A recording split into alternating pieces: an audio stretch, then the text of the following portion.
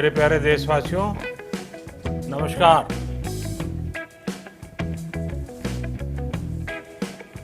Corona वैश्विक महामारी के खिलाफ लड़ते लड़ते अब हम अनलॉक 2 में प्रवेश कर रहे हैं और हम उस मौसम में भी प्रवेश कर रहे हैं जहां सर्दी, जुकाम, खांसी, बुखार, ये सारे न जाने क्या क्या होता है, ये मामले बढ़ जाते हैं। ऐसे में मेरी आप सभी देशवासियों से प्रार्थना है कि ऐसे समय अपना ध्यान रखें। साथियों, ये बात सही है कि अगर कोरोना से होने वाली मृत्यु दर को देखें तो दुनिया के अनेक देशों की तुलना में भारत संभली हुई स्थिति में है। समय पर किए गए लॉकडाउन और अन्य फैसलों ने भारत में लाखों लोगों का जीवन बचाया है। लेकिन हम ये भी देख रहे हैं कि जब से देश में अनलॉक 1 हुआ है, व्यक्तिगत और सामाजिक व्यवहार में लापरवाही जरा बढ़ती ही चली जा रही है। पहले हम मास्क को लेकर, 2 गज की दूरी को लेकर 20 सेकंड तक दिन में कई बार हाथ धोने को लेकर बहुत सतर्क थे। लेकिन आज जब हमें ज्यादा सतर्कता की जरूरत है तो लापरवाही बढ़ना बहुत ही चिंता का कारण है। साथियों, लॉकडाउन के दौरान बहुत गंभीरता से नियमों का पालन किया गया था। अब सरकारों को, स्थानीय निकाय की संस्थाओं को, देश के नागरिकों को फिर से उसी तरह की सतर्कता दिखाने की जरूरत है। विशेषकर कंटेनमेंट जोन्स, उस पर तो हमें बहुत ध्यान देना होगा। जो भी लोग नियमों का पालन नहीं कर रहे हैं, हमें उन्हें टोकना होगा, रोकना होगा और समझाना भी होगा। अभी आपने खबरों में देखा होगा, एक देश के प्रधानमंत्री पर 13,000 रुपये का जुर्माना इसलिए लग गया क्योंकि वो सार्वजनिक स्थल पर मास्क पहने बिना गए थे। भारत में भी स्थानीय प्रशासन को इसी चुस्ती से काम करना चाहिए। ये 130 करोड़ देशवासियों के जीवन की रक्षा करने का अभियान है। भारत में गांव का प्रधान हो या देश का प्रधानमंत्री, कोई भी नियमों से ऊपर नहीं है। साथियों, लॉकडाउन के दौरान देश की सर्वोच्च प्राथमिकता रही ऐसी स्थिति न आए कि किसी गरीब के घर में चूल्हा न जले। केंद्र सरकार हो, राज्य सरकारें हो, सिविल सोसाइटी के लोग हों, सभी ने पूरा प्रयास किया कि इतने बड़े देश में हमारा कोई गरीब भाई बहन भूखा न सोए। देश हो या व्यक्ति, समय पर फैसले लेने से, संवेदनशीलता से फैसले लेने से किसी भी संकट का मुकाबला करने की शक्ति अनेक गुना बढ़ जाती है। इसलिए लॉकडाउन होते ही सरकार प्रधानमंत्री गरीब कल्याण योजना लेकर आई। इस योजना के तहत गरीबों के लिए 2.25 लाख करोड़ रुपए का पैकेज दिया गया। साथियों, बीते 3 महीनों में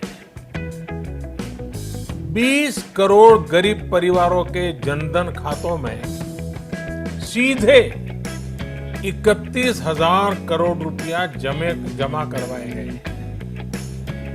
इस दौरान 9 करोड़ से अधिक किसानों के बैंक खातों में 18,000 करोड़ रुपए जमा हुए। इसके साथ ही गांवों में श्रमिकों को रोजगार देने के लिए प्रधानमंत्री गरीब कल्याण रोजगार अभियान तेज गति से आरंभ कर दिया गया है। इस पर सरकार 50,000 करोड़ रुपए खर्च कर रही है। लेकिन साथियों, एक और बड़ी बात है जिसने दुनिया को भी हैरान किया है, आश्चर्य में डुबो दिया है। वो ये कि कोरोना से लड़ते हुए भारत में 80 करोड़ से ज्यादा लोगों को 3 महीने का राशन, यानी परिवार के हर सदस्य को 5 किलो गेहूं या चावल मुफ्त दिया गया। इसके अतिरिक्त प्रति परिवार हर महीने 1 किलो दाल भी मुफ्त दी गई। यानी एक तरह से देखें तो अमेरिका की कुल जनसंख्या से 2.5 गुना अधिक लोगों को, ब्रिटेन की जनसंख्या से 12 गुना अधिक लोगों को और यूरोपियन यूनियन की आबादी से लगभग 2 गुने से ज्यादा लोगों को हमारी सरकार ने मुफ्त अनाज दिया है। साथियों, आज मैं इसी से जुड़ी एक महत्वपूर्ण घोषणा करने जा रहा हूं। साथियों, हमारे यहां वर्षा ऋतु के दौरान और उसके बाद मुख्य तौर पर कृषि क्षेत्र में, एग्रीकल्चर सेक्टर में ही ज्यादा काम होता है। अन्य दूसरे सेक्टरों में थोड़ी सुस्ती रहती है। जुलाई से धीरे धीरे त्योहारों का भी माहौल बनने लगता है। अब आप देखिए, अभी 5 जुलाई को गुरु पूर्णिमा है, फिर सावन शुरू हो रहा है, फिर 15 अगस्त आएगी, रक्षाबंधन आएगा, कृष्ण जन्माष्टमी आएगी, गणेश चतुर्थी आएगी, ओणम होगा और आगे जाएं तो काटी बिहू है, नवरात्रि है, दुर्गा पूजा है, दशहरा है, दीपावली है, छठी मैया की पूजा है। त्योहारों का ये समय जरूरतें भी बढ़ाता है, खर्च भी बढ़ाता है। इन सभी बातों को ध्यान में रखते हुए ये फैसला लिया गया है कि प्रधानमंत्री गरीब कल्याण अन्न योजना का विस्तार अब दिवाली और छठ पूजा तक यानी नवंबर महीने के आखिर तक कर दिया जाएगा। यानी 80 करोड़ लोगों को मुफ्त अनाज देने वाली ये योजना अब जुलाई, अगस्त, सितंबर, अक्टूबर, नवंबर में भी लागू रहेगी। सरकार द्वारा इन 5 महीनों के लिए 80 करोड़ से ज्यादा गरीब भाई बहनों को हर महीने परिवार के हर सदस्य को 5 किलो गेहूं या 5 किलो चावल मुफ्त मुहैया कराया जाएगा। और साथ ही प्रत्येक परिवार को हर महीने 1 किलो चना भी मुफ्त दिया जाएगा।